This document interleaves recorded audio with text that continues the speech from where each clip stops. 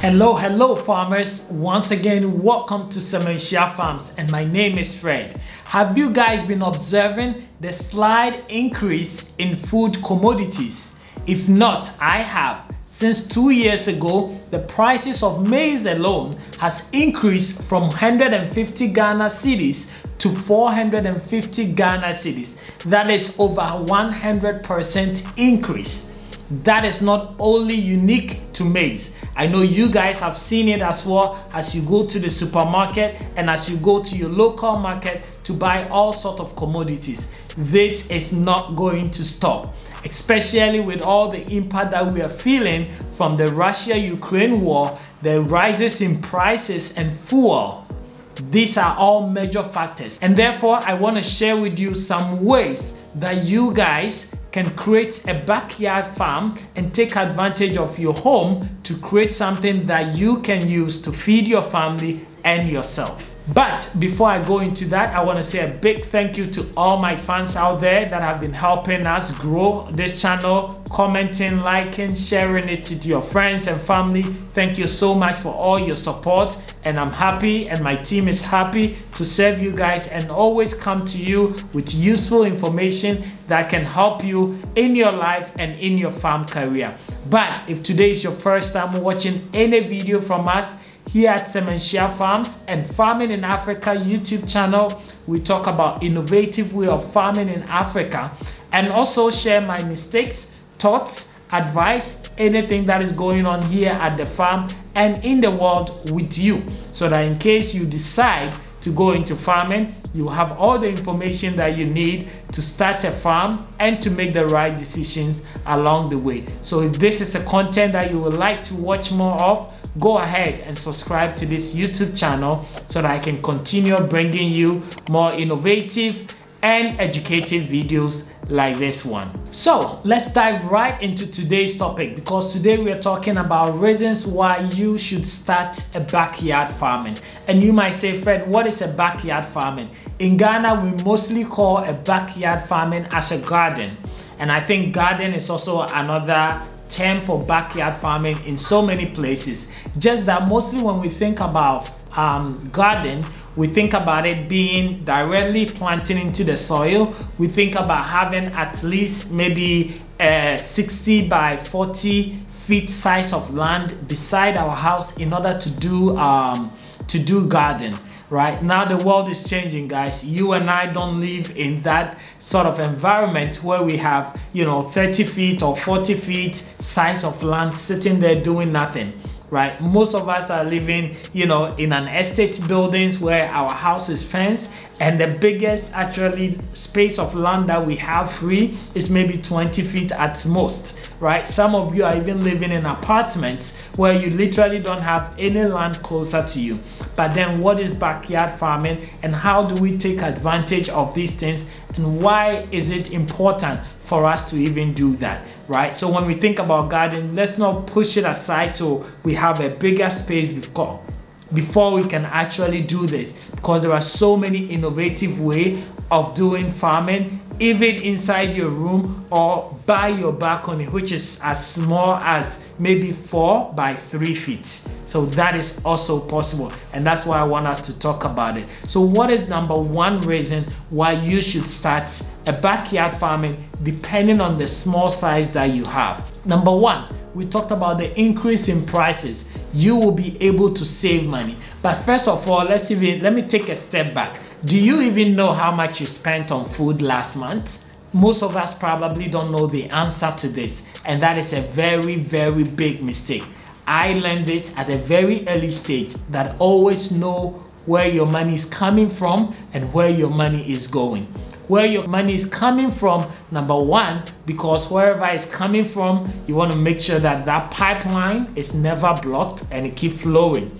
Number two, where your money is going, so that you learn how to reduce that and to find a solution around it. So today's video, number one reason why you should start a backyard or a garden farm is because we know most of our money goes into food. Your wife is always asking for that chop money or that feeding money that you always give at the end of the month.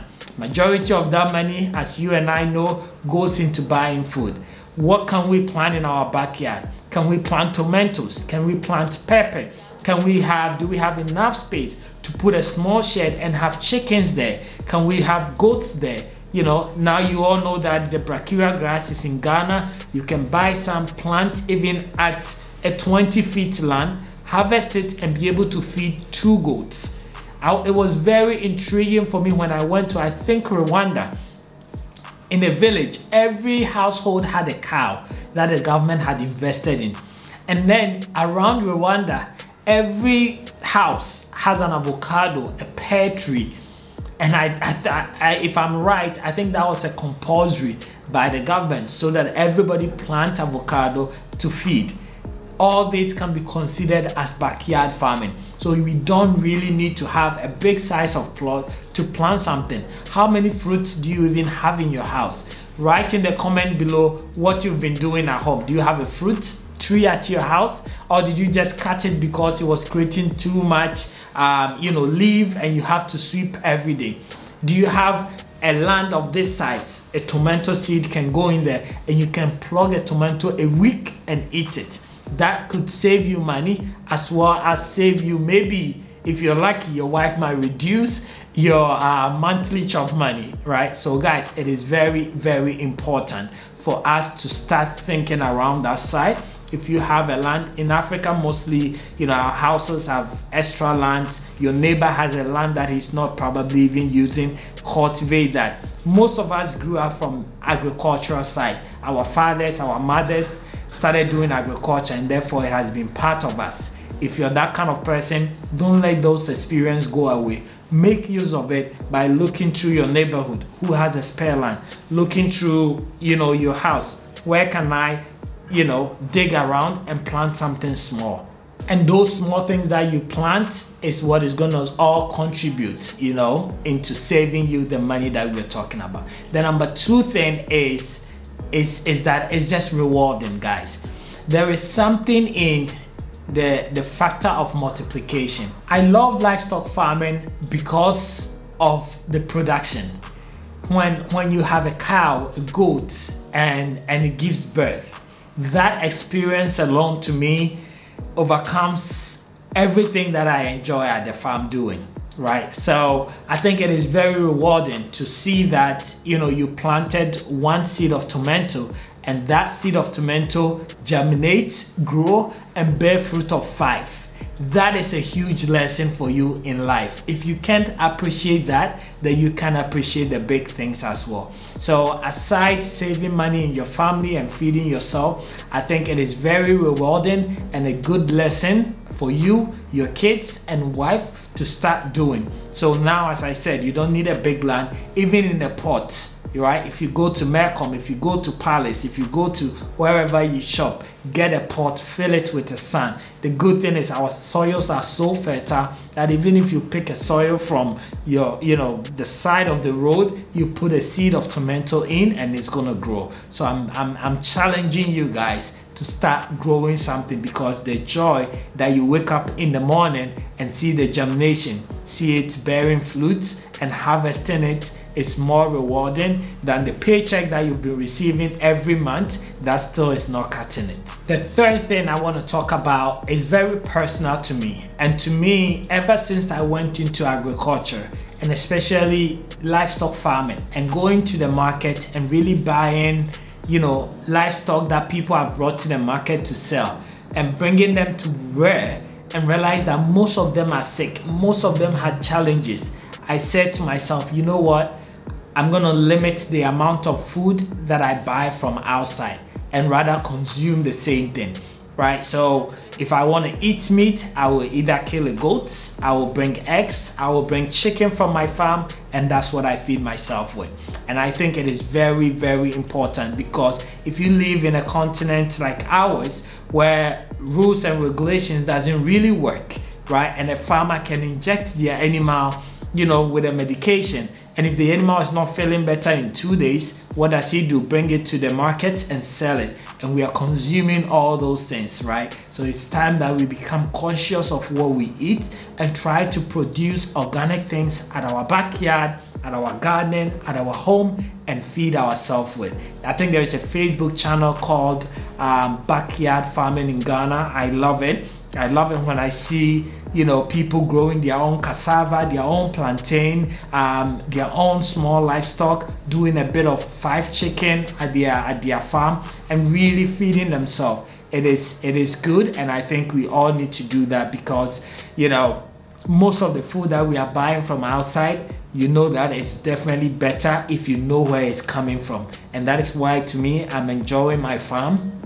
And I try my best to always feed from my farm, especially things like cow, all the livestock that I know they inject medications and stuff. I'm like, no, I'm gonna feed it from my farm. So I told my wife, don't buy me any beef anymore. Don't buy me any chicken imported from China or anywhere. I want to eat food that we produce. And therefore, anytime I have the opportunity to go to the farm, like I'm going tomorrow, I come back with a lot of food that is going to sustain us in Accra for about a week before I go back. And that's what I'm encouraging for you guys to do as well. And the fourth thing, which is basically linked to my point number 3, is just the comfort of being able to have some of these things, you know, right from your environment.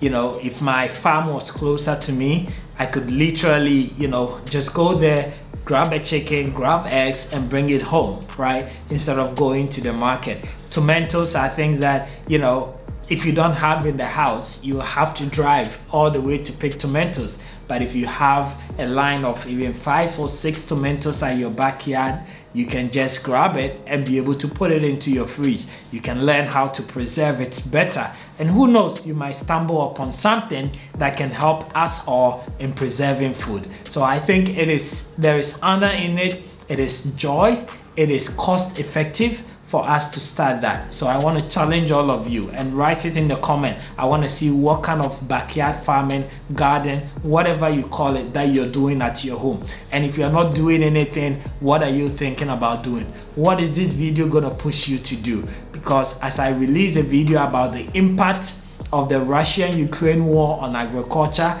this should motivate you to actually start doing something. And if you haven't watched that video, I'm gonna link it here. You can go and watch it as well, where I talk about things that we rely on Russia and Ukraine that is not coming anymore in the near future, and therefore what we need to do to keep ourselves sustainable. And I believe every little bit or every little step counts, and therefore I'm encouraging you as well. If you have any farm idea, or if you enjoy farming, you know, just Google. There's so much information like what you're doing on YouTube that you can learn how to plant vegetables, you know. And if you're really enthusiastic about livestock farming like me, start a catfish in your house, start a tilapia fish. All you need is a 20 by 20 feet of a trampoline pond, right? Again, I've done videos on how to start a trampoline pond at your home, at your farm. You can watch that here as well. It's very easy process to do. You can have about 200 fish in a pond just to feed your family, right? And if you enjoy, maybe someday you might even decide to scale that and actually start you know, in a large scale and be a fish farmer, either catfish or tilapia fish. Goat farming is another easy you know, livestock farm to do. You don't need a bigger space. Depending on where you live, start something, guys. We all have lands in our village. We all have lands that we haven't developed, but we are renting. Make use of those land. Let's start a garden. It doesn't have to be right at your backyard. It can be anywhere, but at least small, that can sustain you and your family first. And who knows, maybe tomorrow you'll meet me in the market selling your vegetables, selling your livestock. So thank you very much for watching, and I hope you enjoyed this video. I'll come your way next week with another video. Thank you.